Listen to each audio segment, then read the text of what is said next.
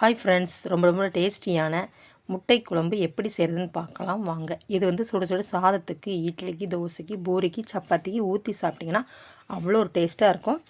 முட்டை குழம்புக்கு தேவையான பொருட்கள் என்னென்னு பார்க்கலாம் வாங்க. எண்ணெய், 1 ஸ்பூன் சீரகம், 1 ஸ்பூன் சோம்பு, ஒரு பல்லாரி கட் பண்ணி வச்சுக்கோங்க. தேவையான அளவு சின்ன வெங்காயம் வெட்டி வச்சுக்கோங்க. இஞ்சி பூண்டு கொஞ்சம் தட்டி வச்சுக்கோங்க. 2 தக்காளி பொடிசாக கட் பண்ணி வச்சுக்கோங்க. கருவேப்பிலை, மல்லி இலை, 3 முட்டை நான் வந்து எடுத்திருக்கேன். உங்களுக்கு எத்தனை முட்டை தேவையோ அத்தனை முட்டை நீங்கள் எடுத்துக்கோங்க. வானொலி சூடானதுக்கப்புறம் தேவையான அளவு எண்ணெய் சேர்த்துக்கோங்க. உங்களுக்கு எந்த எண்ணெய் விருப்பமோ அந்த எண்ணெய் சேர்த்துக்கோங்க.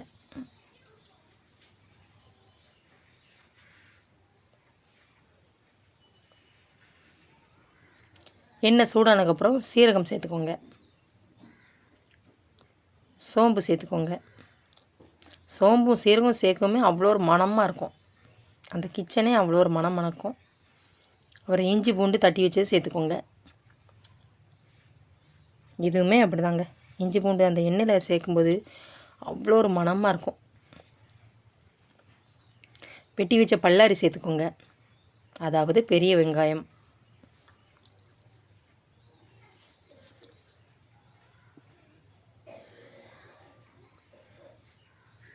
நல்லா வேகிற அளவு கிண்டி விட்டுக்கோங்க.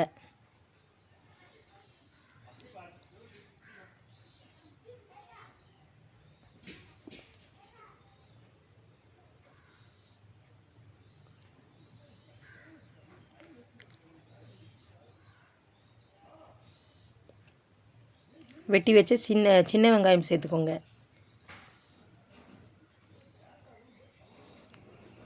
பெரிய வெங்காயம் சின்ன வெங்காயம் சேர்த்திங்கன்னா ரொம்ப முட்டை குழம்பு வந்து நல்லா டேஸ்ட்டாக இருக்கும் சாப்பிட்றதுக்கு. இதுவுமே நல்லா வேகிற அளவுக்கு கிண்டி விட்டுக்கோங்க. கருவேப்பிலை சேர்த்துக்கோங்க.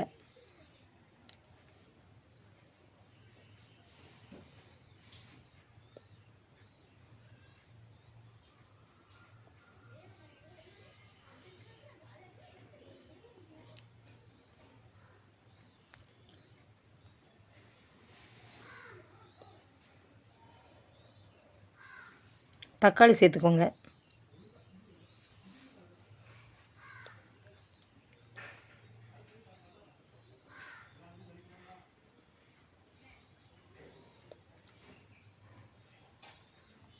இதுவுமே நல்லா கிண்டி விட்டுக்கோங்க.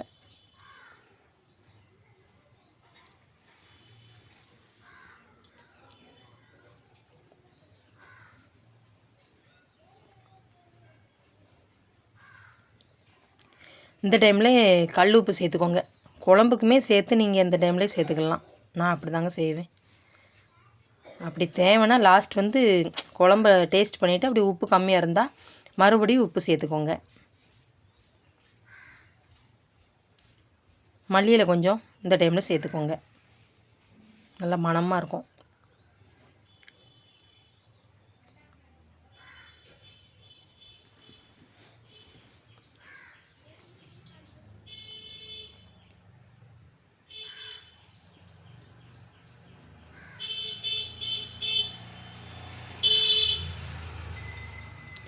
அரை ஸ்பூன் மஞ்சள் தூள்,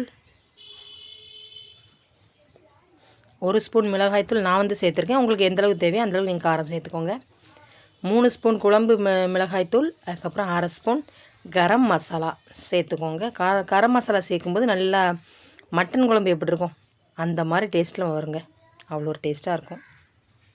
நல்லா பச்சை வாசனை போகிற அளவுக்கு நல்லா அந்த எண்ணெயிலே நல்லா கிண்டி விட்டுக்கோங்க.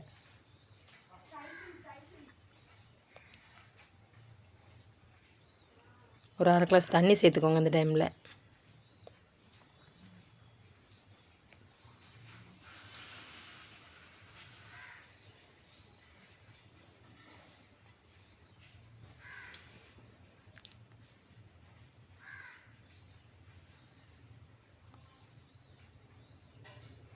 ஒரு 2 நிமிஷம் நல்லா கொதிக்கட்டும்.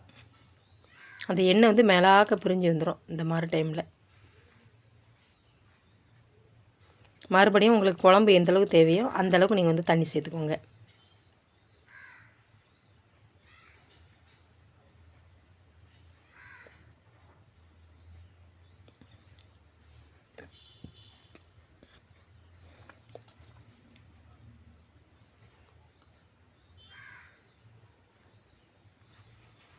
முட்டையை வந்து ஒன்று ஒன்றா உடச்சி சேர்த்துக்கோங்க.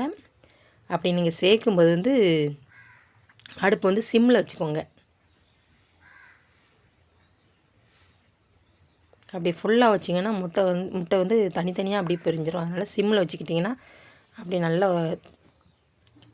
அந்த அல்வா துண்டுனாக்க அந்த முட்டை வந்து லாஸ்ட்டு அந்த மாதிரி சாப்பிட்றதுக்கு டேஸ்ட்டாக இருக்கும். ஒன்று ஒன்றா சேர்த்துக்கோங்க.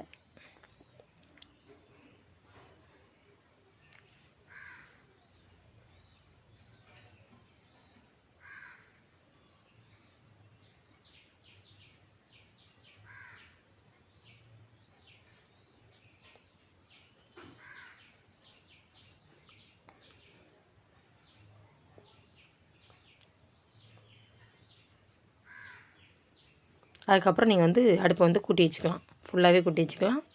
முட்டை கொஞ்சம் வெந்திருக்கும். அதுக்கப்புறம் வந்து ஒன்றும் செய்யாது.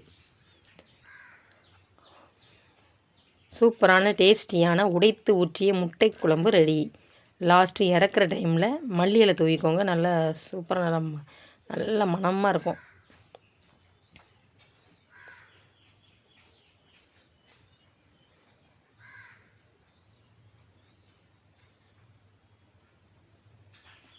ரொம்ப கிண்டி விட்றாங்க, லைட்டாக அந்த மாதிரி கிண்டி விடுங்க.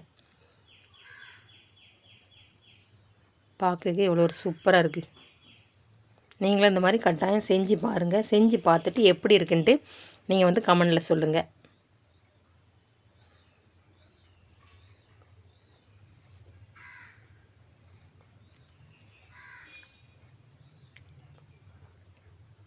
இது வந்து சுட சுட சாதத்தில் ஊற்றி சாப்பிடும்போது அடடா சொல்லறதுக்கே வார்த்தை இல்லைங்க. அவ்வளோ ஒரு சூப்பராக இருக்கும். சாப்பாட்டில் அந்த முட்டை உடைத்து ஊற்றி அந்த முட்டை குழம்பு ஊற்றி அந்த சாப்பாடும் அதுக்கப்புறம் அந்த குழம்பு நல்லா மிக்ஸ் பண்ணி அதுக்கப்புறம் அந்த முட்டையில் உள்ள மஞ்சக்கரு இருக்குது பாருங்கள், அதை எடுத்து சாப்பிடும்போது ஆஹா அவ்வளோ ஒரு டேஸ்ட்டாக இருக்கும்.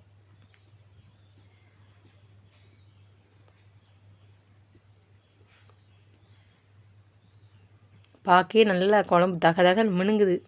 அப்போ சாப்பிட்றதுக்கு அவ்வளோ ஒரு அருமையாக இருக்கும். என்னோடய வீடியோ பிடிச்சிருந்தா லைக் பண்ணுங்கள், ஷேர் பண்ணுங்கள், கமெண்ட் பண்ணுங்கள். செல்வி விஸ்வா சேனலை சப்ஸ்கிரைப் பண்ணுங்கள்.